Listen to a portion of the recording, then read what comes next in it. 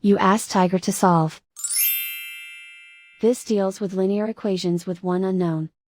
The final result is x equals 5/9. Let's solve it step by step. Simplify the expression. Expand the parentheses. Group like terms. Simplify the arithmetic.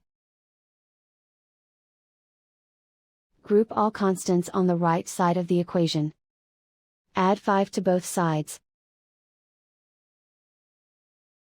Simplify the arithmetic.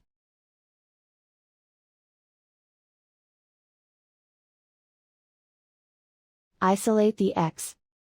Divide both sides by 9.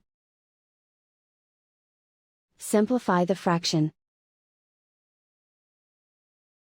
And so the final result is x equals 5/9.